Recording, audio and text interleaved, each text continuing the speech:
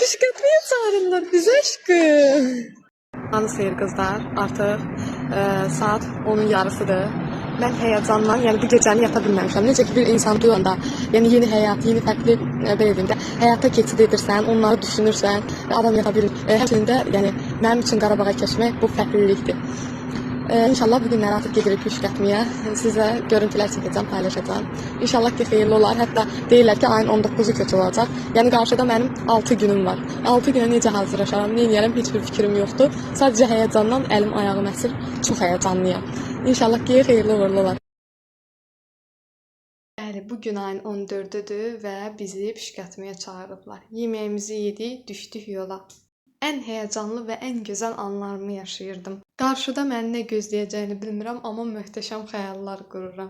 Biz Hadrut'a köçməyi çox istəyirdik və bu bizə necə həyəcan verir, sadəcə yerimizdə olub yaşamağınız lazım idi. Biz biraz tez gəlmişdik həyəcandan, bir xeyli gözlədik, sonra isə bizi yönləndirdilər ki, Püskürtmə zalına keçid edək. Burada da artıq yavaş-yavaş gedirik Püskürtmə zalına. Bu xəbəri səbirsizliklə gözlədiyimiz üçün ailəlikcə getmişdik. Hətta orada bildirdilər ki, hər kəsin keçməyə icazə olmayacaq, 1-2 nəfər keçə bilər. Pis olmuşdum ki, çəkiliş edə bilməyəcəm. Amma çox şükür hər birimizə icazə verdilər və Püskürtməmiz başladı. İlk olaraq biraz söhbət aparıldı, həmçinin orada bizə yaradılacaq şəraitlərdən danışıldı. Tanımadığımız cisimlərə əl vurmamağımız, bizə aid olmayan əşyaları götürməməyimiz haqqında məlumat verildi. Hətta burada sakinlərdən çıxış edənlər də oldu. Artıq burada Püskürtmə başladı və bizim adımız gəldi. Çox sevindik. Qaynanam getdi. Dualarla əlinə atdı, bizim evin nömrəsini çıxartdı. Tez gəldik evə, Hadrutda qohumumuz var idi, zəng elədik ona, evi göstərdi və möhtəşəm idi. Biz də inana bilmirdik ki, bizə bu qədər böyük ev düşə. Evi gördük, ürəyimiz rahatladı, başladıq işə. İlk olaraq ən az işi olan otaqdan başladım, həm də lazımsızdan başladım ki, işimi tez bitirim. Sadəcə qarşıda 6 günümüz var idi.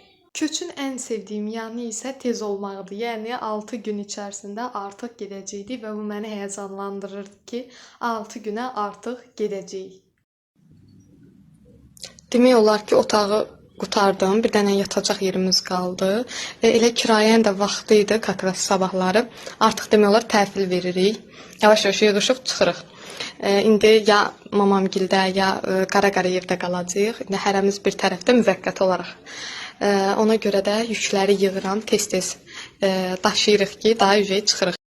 Qara kloklara da yığma səbəbim, başqa böyük klok tapmadım. Ona görə məcburi qara kloklara yığırıq. İndi bəlkə əgər olsa başqa klok dəyişdirə bilərik. Amma hal-hazırda əlimdə olan qara klokdur, ona görə bunlara yığırıq.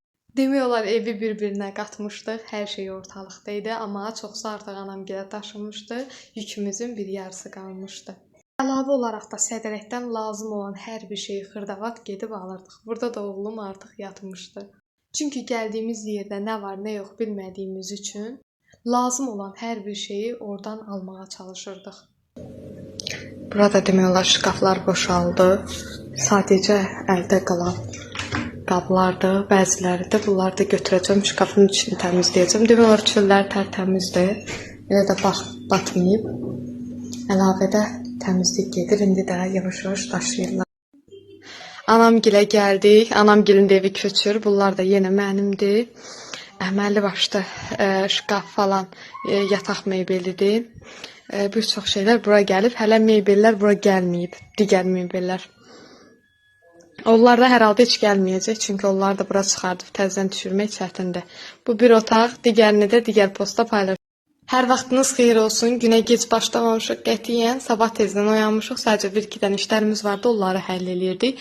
Artıq bugün otağı təhvil vermək kimi deyək. Sabahlar təhvil veririk. Sadəcə bu otağı bu günləri təmiz bağlayıram. Yəni burada nə varsa hər birini xırdavat bir şeyləri yığışdıracağam. Zaten bura təmizdə hər şeyi götürmüşəm. Bir dənə silib süpürmək və ortalığı yığışdırıb, yəni bu otağı kilitləmək qalır.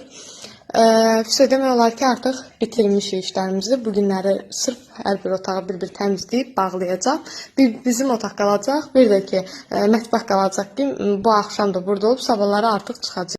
Bu otağa ilk dəfə girəndə bu şəkildə görsənirdi. Tam nə varsa hamısını öz yerinə dəqiqliyi ilə qoydum və artıq otağı bitirdim. Bir dənə yerdə yaman izlər qalıb. Bilmirəm onu nə ilə aparım ki, getsin. Çünki ayağı izlərdi falan, yəqin yük falan daşıdılar. Sildim amma getmədi. Nəysə paraşoklu su ilə falan siləcəm. Yenidən getsin. Necədir?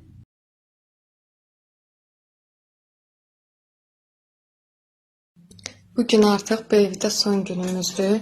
Ona görə də paltarları yığdım. Bunlar əsas paltarlardır ki, hansı ki bunları getdiyimiz gün geyinəcəyik. Bunu da gedəcəyimiz günə qədər, yəni ayın 19 axşamına qədər geyinəcəyik. Demək olar sayılı günlər qalıb artıq.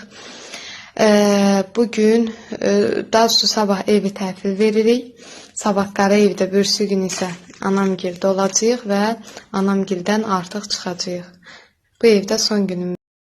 Sabahınız xeyir qızlar. Artıq bu mənzərədə son paylaşımımdır. İnşallah ki, yeni həyatda, yeni hadrutda çox gözəl dağlarda, əsl dağlarda paylaşımlar olacaq. Qızlar, təsəvvür edin, oradakı evimizin elə bir ki, pəncərələri promoy, yəni dağ. Belə açırsan, baxırsan elə bilirsən ki, 1 kilometrdən sonra yəni dağdır. O dərəcə möhtəşəm. Bir belə deyim də mənzərəsi var. Həmçinin havası da çox gözəldir deyilənə görə, amma mən özüm rayon yerində böyümüşəm deyə bilirəm ki, yəni təxmini necə bir havası var. İnşallah ki, xeyirli uğurlu olar. Artıq başlamışıq işlərə. Bu günləri evi təhvil veririk. Ona görə də əşyalarımızın hamısını çıxardıq evdən. Anamgilə yığırıq. Anamgil o binada yaşayırlar. Çox yaxınıq yəni. Maşından aparırlar hər bir. Beşimiz bugün yığılmalıydı, ancaq ki, gecə xəbər gəldi ki, köçüş təxirə qalır. Hədsiz çox üzüldük, həmçinin də veşlərimizin hamısı demək olar, təzə mebellərimiz çöldə qalmışdı. Gecəni yoldaşım yatmadı və bu mebellərə nəzarət elədi. Artıq yük maşını gəlib, veşlərimiz yığılır, amma mənim halım hal deyil, yəni heç nəyə sevinəcək bir vəziyyətim qalmadı qızlar. Oğlum çox pis şəkildə məni çox pis qorxuzdu. Deməli, gedib götürüb gülü atamın güllərindən yeyib. Yediyi gül də acı gül də adamın ağzına acı edir. Dili çöldə qalmışdı. Ancaq dilini çıxardıb çölə, yəni nəfəs alır, amma dili o qədər yandırıb ki, dili çöldə qalmışdı. Apardıq bura həkimə. Həkim dedi ki, yox, aparın başqa həkimə də. Yəni burada nə olduğu bilinmir. Yolda gedəndə oğlumun da yuxusu gəlirdi. Uşaq yatır. Rəngi də ağappaq ağarıb. Burada getdiyimiz yerdə oğlumun yuxusu gəldi. Uşağı maşın çəkərəndə yatırıq. Mənim oğlumda da bir şey var ki, yəni yatdısa onu daşla atsan oyatmaq olmur.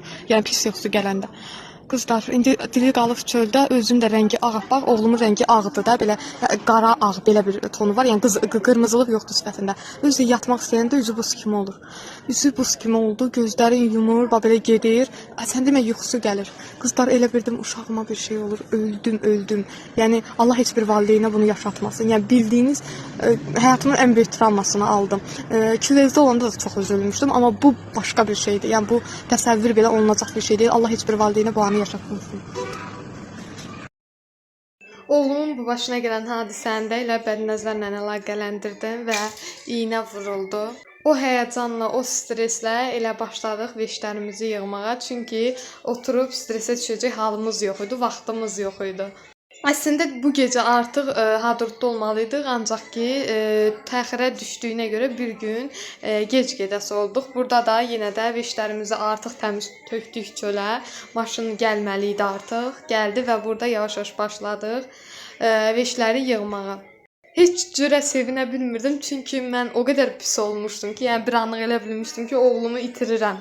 Yəni ona görə nə qədər eləyirdim, saatlar keçdi üstündən, amma yenə də özümü toplayıb sevinə bilmirdim. Artıq veşimiz yekunlaşdı, bugün yükümüz hadrota yola çıxırdı, biz isə sabah tezdən gedəcəkdik.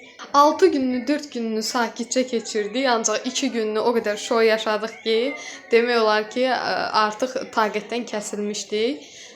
Burada da mamamgilin qabını qırdım. Elə dedim bədnəzərdir deyib söhbəti bağladım. Mənim ən sevdiyim sushi idi. Dedim dağın başında sushini hardan alacağam. Sağ olsun anamgil bacılarım sifariş verdilər. Gəldi həm yedik. Həm də son dəfə sushi ilə sağollaşdım. Və artıq maşınımız yola düşdü. Qaldı sabahımız. Görək sabahımız necə olacaq. Artıq saat 5-dir, həyəcandan yata bilməmişdik, yavaş-yavaş yola düşürük. Oğlum və özüm üçün arxada şərait qurdum. Çünki ən əsas biz idik ki, səssiz gedib çatmalıydıq 6 saatlıq yolu. Yeyib içə-içə çox yaxşı getdik. Təhlükəsizliyin təmin edilməsi adına bizimlə bərabər təcili tibbi yardım da getdi. Çox möhtəşəm bir yolculuq idi. Füzuliyə çatanda artıq Qarabağı hiss elədik. Buralar Füzulidir.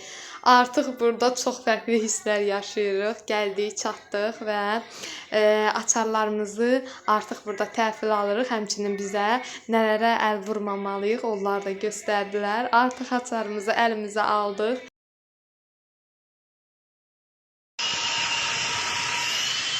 Bildiyiniz cənnət. Yəni o qədər gözəl tikiblər, hər şey o qədər gözəl, havası, hər şey. Yəni əməlli başlı yaşayış var, əməlli başlı şərait qurulub. Yəni möhtəşəm.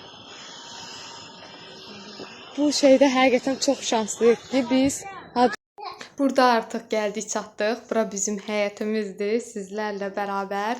Burada o qədər işlər görəcəyik ki, artıq bura sizə yad olmayacaq və yaxud da ilk olmayacaq. İnşallah ki, hər zaman baxdıqda hər yerini tanıyacağınız bir yer olacaq.